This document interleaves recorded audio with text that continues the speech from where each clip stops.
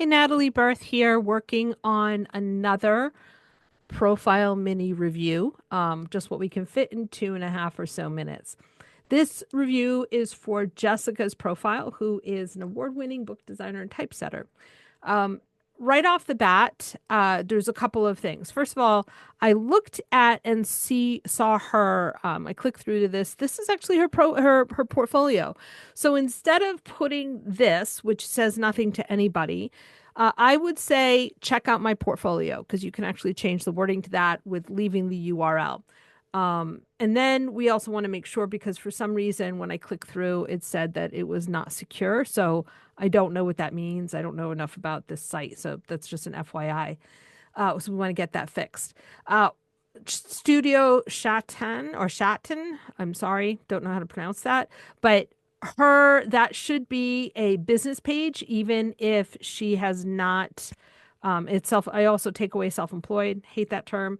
But I would create a business page anyway. You can talk about how to work with you.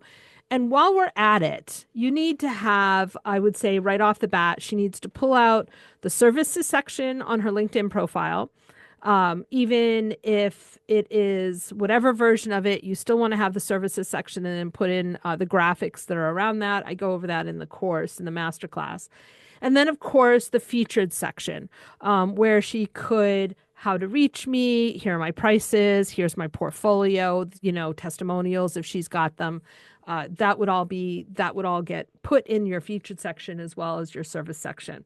It's okay to repeat that kind of stuff, but of course the branding needs to get brought in, whatever she's bringing at the top, something that make your book look beautiful, book design for the discerning eye. I don't know. I don't know enough about the industry to kind of, so I'm making stuff up. And then, of course, remove anything that's more than 20 years old, unless there's a real compelling reason to stick with it or to keep it on your profile, right? Remove the old dates and things like that. So I think there's a lot of really good opportunity here. If you want to keep on some of the stuff that you've worked on that's older, see if you can't move it if it's not relevant to move into the under projects instead of having stuff on your profile that's too old.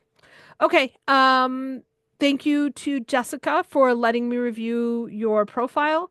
And if anyone else would like a profile review, leave a comment below this video and I will tag you when I'm able to do it. Thanks.